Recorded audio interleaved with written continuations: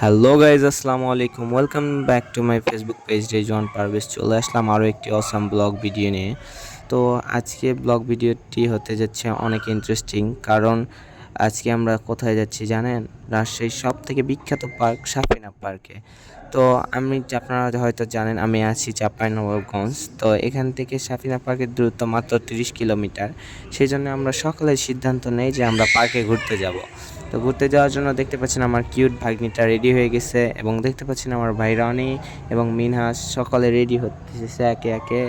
এবং দেখতে পাচ্ছেন আমার বড় ভাই, আমার দুলা ভাই, ও শিট, এত হ্যান্ডসাম লাগতেছে ভাইয়াকে, কি বলবো, হয়তো আমাকেই সব থেকে বেশি খারাপ লাগতেছে।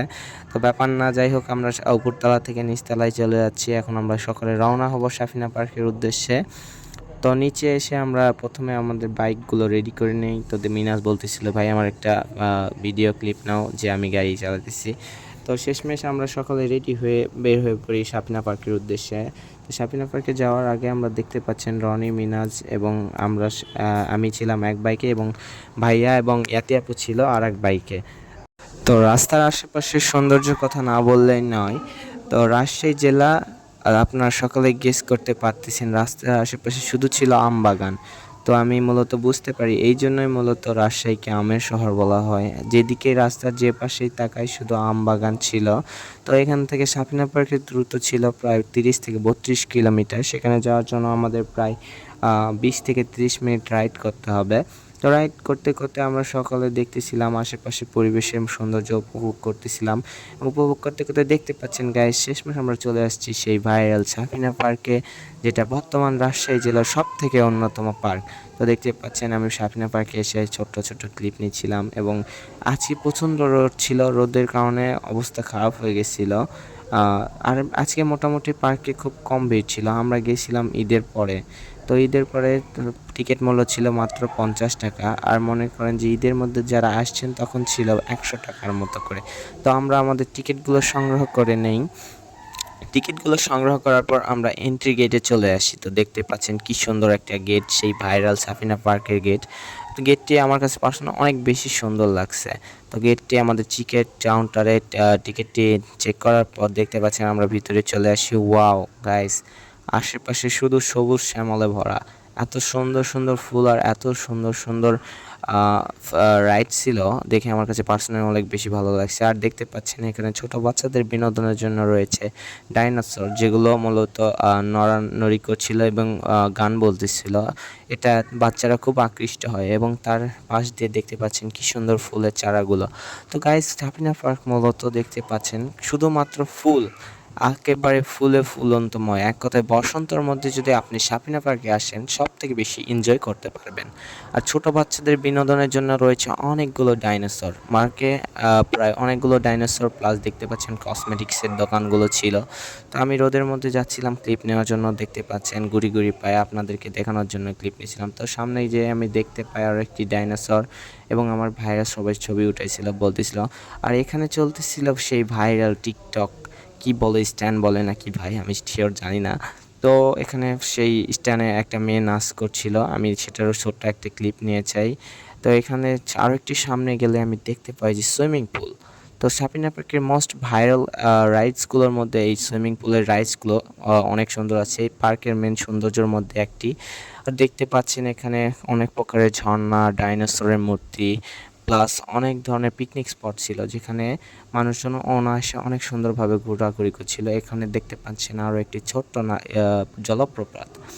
তো এখানে আরও বিভিন্ন ধরনের রাইড ছিল, প্লাস নাগরদোলা, প্লাস বলেন আরও বিভিন্ন ধরনের নাম না জানা রাইড ছিল। তো এখানে দেখতে পাচ্ছেন ফুল, সূর্যমুখী ফুল। তো দেখতে পাচ্ছেন মাশাল্লাহ অনেক সুন্দর লাগছিল ফুলগুলো আমার কাছে। আর একটু সামনে গেলে সাফিনা পার্কের 0 পয়েন্ট প্লাস একটি মনে করেন যে বাঘের ঝর্ণা। তো এই পার্কের মনে করেন যে আপনারা যারা বসন্তের মধ্যে আসবেন সর্বোচ্চ সৌন্দর্য দেখতে পারবেন, কারণ গাছপালা সবুজ শ্যামল এবং অনেক সুন্দর ফুলে ভরে থাকে পার্কটি। সেই জন্য আমরা অনেক এনজয় করছিলাম। তো দেখতে পাচ্ছেন সুন্দর সুন্দর নায়িকা এবং মডেলের ছবি উঠাইতেছে গাইস। কি আর বলবো, আমি ছোট্ট করে ক্লিপ নিয়ে নেই। তো আপুরা ইয়ে করতেছিল আমার। আর এই যে দেখতে পাচ্ছেন আমার ভাগ্নিটা, তাকে কিছু বলাই লাগতেছে না, সে একেবারে বিন্দাস হয়ে গেছে, একা একা ঘুরতেছে এবং আমিও তার পিছে পিছে দেখতে পাচ্ছেন ক্লিপ নেওয়ার জন্য ঘুরতেছি। সবাই মজা করতেছে, এনজয় করতেছে।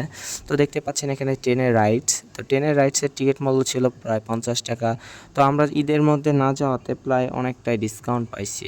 প্রত্যেকটা রাইডসের মূল্য 50 টাকা 60। আমি এখানে এসে একটা জিনিস খেয়াল করলাম। তো আমাদের পরিয়াপুর দেখতে পাচ্ছেন ডানাহালা পরিয়াপুর দেখতে পাচ্ছেন 6 প্যাক গাইস, মনে হয় প্রতিদিন জিম করে। আর ইশারা করতেছেন কোন দিকে? তো দেখতে পাচ্ছেন টয়লেটের দিকে। কারো কোনো সমস্যা হলে পরিয়াপুর কাছে আসবেন, তিনি আপনাদেরকে টয়লেটের রাস্তাটা দেখাই দিবে। তো দেখতে পাচ্ছেন 6 প্যাক আলা পরি 6 প্যাক দেখার পর আমি চলে আসি আর সামনের দিকে। তো সামনের দিকে এসে দেখতে পারি ও মা, এগুলো কি করতেছে এরা? এরা কি করতেছে আমি ঠিক বুঝে উঠতে পারতেছিলাম না। যে এক একজন শুধু গড়াগড়ি করতেছিল, আমার দেখে ভালো লাগলো সেই জন্য ক্লিপ নিলাম। তো এই পাশে ছিল সাফিনা পার্কের কটেজগুলো ছিল পুরোপুরি মনে করেন যে কাঠের তৈরি। আর দেখতে পাচ্ছেন এখানে স্পিডবোট রাইডস ছিল। স্পিডবোট রাইডসের ওই পাশে ছিল একটি পাহাড়। দেখতে পাচ্ছেন কাঠের কটেজগুলো অনেক সুন্দর। যারা দূর দূরান্ত থেকে রাত্রি জাগরণের জন্য আসতে চান তারা অবশ্যই এই কটেজে এসে থাকতে পারেন। এখানে অনেক ধরনের সুব্যবস্থা রয়েছে। আর দেখতে পাচ্ছেন স্পিডবোট অনেক জোরে জোরে চলতেছে। আমার কাছে পার্সোনালি অনেক বেশি ভালো লাগছিল রাইডসগুলো। তো স্পিডবোটে ওঠার পর মনে করেন যে আমি ক্লিপগুলো নিতে পারিনি, কারণ আমার ফোনটা ওয়াটারপ্রুফ ছিল না, সেই জন্য আমি ক্লিপগুলো নিতে পারিনি। তো সামনে গিয়ে আমি একটা জিনিস দেখতে পাই। তো দেখতে পাচ্ছেন এটা পার্কের শেষ এরিয়া। তো এখানে একটি পাবলিক টয়লেট ছিল। তো দেখেন কেমন লাগবে যে এই দিক দিয়ে একটা মানুষজন চলাফেরা করবে আর হয়তো কেউ বাথরুমে গেছে, তাহলে কী রকম বিষয়টা লাগবে। তো আরেকটু সামনে এসে দেখতে পাচ্ছেন সুইমিং পুলে অনেকে গোসল করতেছে। যেহেতু আমরা দুপুরের পর গেছিলাম তো আমরা সুইমিং করার চান্স পাই না। তো এই তো দেখতে পাচ্ছেন সামনে সেই সুন্দর সেই ভাইয়ার গাছটি যে সব সময় কথাবার্তা বলতে থাকে। তো এখানে গাছটি ডাইনোসর সম্পর্কে ধারণা দিচ্ছিল এবং পার্ক সম্পর্কে এবং বিভিন্ন ইংলিশে বাচ্চাদের এডুকেটেড যুক্ত যেগুলো কথাবার্তা সেগুলো বলতেছিল। আর এই পাশে দেখতে পাচ্ছেন আমাদের এখানে কার কার ক্লাস যেটা বর্তমান বলা হয়, সেখানে সবাই কার ক্লাস খেতেছিল। এটাই টিকিটের মূল্য ছিল 100 টাকা। তো এখানে দেখতে পাচ্ছেন মিনি ঝর্ণা। এখানে ঝর্ণার পাশে অনেকগুলো ফুল ছিল। ফুলগুলো অনেক সুন্দর লাগছিল। আমি জানি না এটা বাংলাদেশের ফুল কিনা, পুরা পার্কে প্রায় এই রকমের ধরনেরই ফুল ছিল।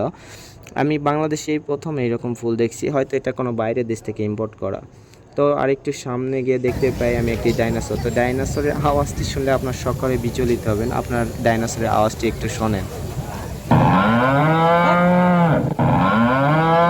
তো আমার কাছে এটা ডাইনোসরের আওয়াজ কম, গরুর আওয়াজ বেশি মনে হয়েছে। মনে হচ্ছে কেউ ভিতরে গরুর আওয়াজটি বসাই দিছে। তো দেখতে পাচ্ছেন এই পাশে ছিল মনে করেন যে আপনার ফুলের বাগান, এক কথায় বললেই চলে। ফুলের সব গেট ছিল, অনেক সুন্দর সুন্দর বাহারি রকমের ফুল। আর এই পাশে দেখতে পাচ্ছেন সাফিনা পার্কে গেটের ডান পাশে ছিল, বাম পাশে ছিল মনে করেন যে আপনার কসমেটিক্সের দোকান। এখানে বিভিন্ন ধরনের বাচ্চাদের খেলনা প্লাস মনে করেন মেয়েদের কসমেটিক্স এবং সাফিনা পার্কের ফ্রেম এবং বিভিন্ন ধরনের চুড়ি এবং এক কথায় মেয়েদের। দেখতে পাচ্ছেন এখানে একটা বাঘ। তো বাঘটা বানাইছে অনেক সুন্দর, ঠিক আছে, বাঘটা আমার কাছে অনেক ভালো লাগছে। তো দেখতে পাচ্ছেন আমার ভাই বাঘ, কিন্তু একটা মিনিট গাইস, কিন্তু এইটা কি বানাইছে গাইস? এইটা কি এটা কি গাইস? আমি কি ঠিক চিনতে পারতেছি না এটা বাঘের সেই কোন পার্টটা বানাইছে। আপনারা অবশ্যই কমেন্ট করে জানাবেন, ঠিক আছে? হ্যাঁ আছে। তো এইটা মূর্তি যারা বানাইছে তাদের কাছে আমার প্রশ্ন, আমি মনে করি আপনারা ওইটা না বানালেও পারতেন। তো যাই হোক, দেখতে পাচ্ছেন এই পাশে পুকুর ছিল। তো আমরা ঘুরে ফিরে অনেক টায়ার্ড হয়েছিলাম। তো টায়ার্ড হওয়ার পর আমরা এই পুকুর পাশে এসে বসছিলাম। বসে আমরা আইসক্রিম খাইতেছিলাম। তো অনেক বেশি গরম ছিল, সেই জন্য আইসক্রিম নিয়ে খাওয়া হচ্ছিল সবাই মিলে। তো দেখতে পাচ্ছেন আইসক্রিম খাচ্ছিলাম এবং এখানে বোট রাইড ছিল। এই পুকুরটি অনেক বড় ছিল। আর এখানে টিকিটের মূল্য ছিল বোট রাইডের মনে করেন যে একটা বোট 100 টাকা দিবে, তারা 6 মিনিটের জন্য আপনাকে রাইডস দিবে। তো দেখতে দেখতে দেখতে পাচ্ছেন সন্ধ্যা হয়ে গেছে। তো এগুলো সব রাইডস আস্তে আস্তে বন্ধ হয়ে গেছিলো এবং রাতের বেলার লাইটগুলো চালু করতে দিচ্ছিল। তো দেখতে পাচ্ছেন একে একে সব লোকজন চলে যাচ্ছে। তো আমরা রওনা হয়েছিলাম। তো দেখতে পাচ্ছেন রাতের দৃশ্য সাপিনা পার্কের। তো গাইজ এই ছিল আজকের ভিডিও। আশা করি ভিডিওটি ভালো লাগছে। ভালো লাগলে অবশ্যই লাইক কমেন্ট শেয়ার করবেন এবং ফলো দিয়ে পাশেই থাকবেন। ধন্যবাদ গাইজ, আল্লাহ হাফেজ।